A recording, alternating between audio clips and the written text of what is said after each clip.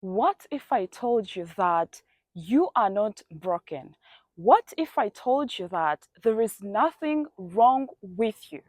What if I told you that you don't have to fix anything, and healing is not about fixing something, but rather healing is about coming back to yourself, returning back to the truth, returning back to who you have always been? In today's video, I'm gonna share with you some of the small practices that I started doing, that I have been learning and implementing in my own life to help me return back to myself, to help me self-regulate my nervous system. And these small practices, they have helped me feel safe in my body. And I want to share with you how to actually stop abandoning yourself and return back to the truth of who you are, to who you have always been. So I'm gonna be breaking it down for you, and I'm gonna be sharing with you exactly what I have done in my life, and I have seen results, and I have seen uh, big shifts in my life, in the way I show up, in the way I connect with my friends, with my loved ones, with other people, in social settings, how I show up, because I have understood this one key, that actually it's not about being confident.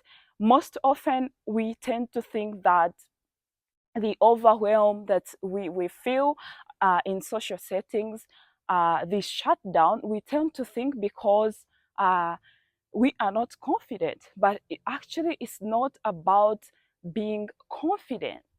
It's not an issue with whether you are confident or not. It's about your nervous system. It's about, do you feel safe in your body? It's about, is your nervous system regulated? Is your nervous system balanced? Because if it's not, depending on how many or how many traumatic experiences you have gone through, then you are going to be wired for survival, and you are going to learn to stay in survival, and that is a way your body tries to protect you from experiences that it thinks these are similar experiences, or the same experiences that have actually hurt you in the past. And so this is your body protecting you. And I started uh, to connect with myself, to connect with my body, to stop abandoning myself. And the first thing that I have started to implement in my life is to actually pause. Every day I find a moment where I actually pause and I breathe. You see, breathing is a beautiful tool. It's a beautiful experience that helps us to return back to our bodies, that helps us to feel calm, that lets our body know that, hey, we are safe. This moment, it is safe. What is going on, it is safe. Everything is okay. So breathing is one practice that I have found to be very effective, that I've found to be very transformative. It takes seconds, a minute to do this, but the results, the shift, it's huge. And we once you try to do this, you will be surprised. You will find that you will no longer have that anxiety, you will no longer have that fear of shutting down. Once you learn to pause, and I do this, and I like to touch gently my chest or my heart space, and this lets me know and lets my body know that we are safe. And this is a way I feel more connected. I feel coming back to my body and staying with myself and actually being in the present moment. It's about being in the present moment. It's about connecting with the divine. It's about being still, being here in the now. This is what is about. And breath is such a beautiful tool that I have found to be helping me to actually return back to my body.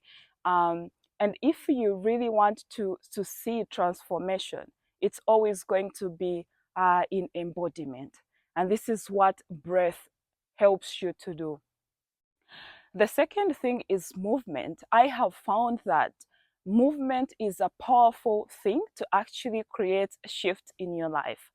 I started to go on these small walks, and on these small walks that I go on, I like to especially walk in nature. I like to connect with nature. I'm one of those people that see the divine, that see God in nature. And I'm one of those people that absolutely love nature. I love to be around trees. I love to see plants, to look at different um, flowers, different colors, and even shifting my attention from my daily routine and my daily tasks and just being in nature, even if it's 5 to 10 minutes, and shifting my attention, looking around, and being intentional.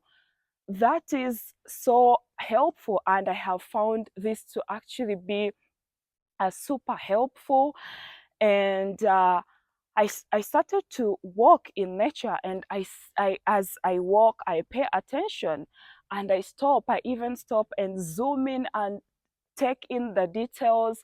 I see different plants, different trees, and I stop and I pause and I admire them, and I feel gratitude. And what that does is actually to bring me in the present moment. It lets my body know that we are here and not there, that we are present in this present moment. And also, I like to listen to sounds around me. I love to hear the birds sing. I listen to the birds, and there is so much that I've been learning about nature. And as I hear the birds sing their song, uh, that is a lesson. They are free to be who they were created to be. They are just singing their song. They are expressing their what is within them. They give themselves permission. They don't ask for permission to sing the song, to express themselves. They just do it. They are in the being. And that is a lesson that I have learned from the birds, for example, that I can also choose to be, that I can also give myself permission to create, to express what is within me. And I can also give myself permission to release even emotions that are no longer serving me. For so many years, I have lived my life in survival, and I was stuck in survival mode for so many years that I was crippled with fear, that I put on shelf all my dreams, all my desires, because I was afraid. I was afraid, what will they say? I was afraid, what if I fail? I was afraid, I'm not yet perfect. I'm not yet good at this. Therefore, I will not create this thing. I will not express myself. I will wait. I'll wait until I'm ready. I will wait until all circumstances are perfect and everything is aligned. And then I told myself, I will I will invest in courses. I will learn. I will get more knowledge. I will read more books. But you see, when you are stuck in that, you are actually not creating anything. You are not creating anything. You're not moving forward. There is no forward movement. There is no momentum. You are not creating. You are still consuming. And that actually uh, keeps you stuck in a survival mode, and it creates more stress for you. It can even lead to depression because you look at your life and you think you're behind. You think you are not getting ahead. And instead, what I started to do is to ignore all that noise that tells me I'm not yet good at something. And I allow myself, it's about giving yourself permission. I give myself permission to create, to express myself, because I have understood that it's about expansion, it's about growth, uh, it's about creating with the divine. We are not here to be perfect. We are not even meant to be perfect. And the only way we can learn is if we start to do what we are afraid of. And momentum actually comes from us doing the things that we are afraid of. Momentum, it is truly about feeling safe in your body. I stood on that red dot on on TEDx stage, and I will be honest with you, I was afraid. I was trembling, and I wasn't even confident. But you see, it's not about confidence. It's about, do I feel safe to do this? Is my body feeling safe? And I told myself that I am safe to do this. I convinced my body, my nervous system, that, hey, we are safe to do this. And I am worthy to stand on the TEDx stage and to share my story. And I am safe to do this. And this is what helped me to go on the stage and to share my story. I didn't go on that stage and speak because I was confident. I was able to speak on the TEDx stage because I told myself that I am safe, and this is safe to do, and my body is safe. You see, it's about feeling safe in your body. It's about regulating your nervous system.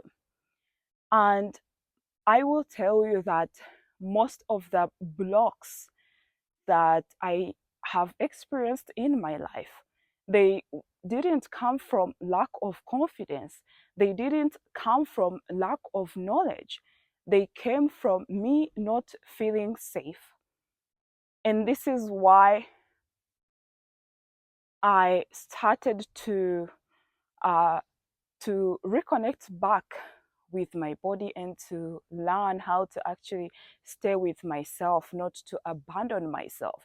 And this is why it is so crucial for you to actually stop abandoning yourself and to start reconnecting with yourself, to start coming back to your body, returning home to yourself, because that is the truth of who you are.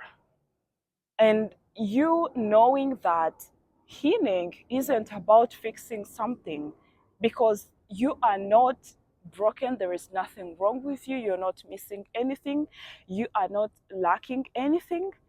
You have forgotten that truth of who you are, and you have to bring back the attention to your body. You have to reconnect back to yourself. You have to cultivate that relationship.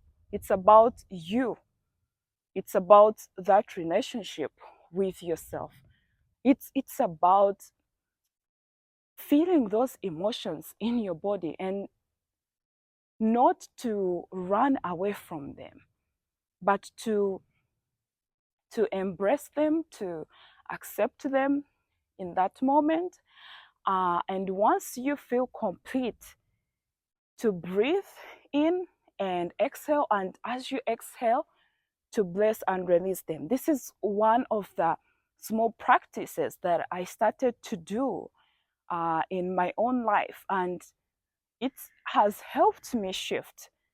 I don't run away anymore from my emotions, but rather what I do, I embrace them, I sit with them, I sit with myself, I stay with myself, and I feel what is showing up for me in that moment, what is coming up for me in that moment. I allow it to be there. And once I feel complete, I bless and release those emotions.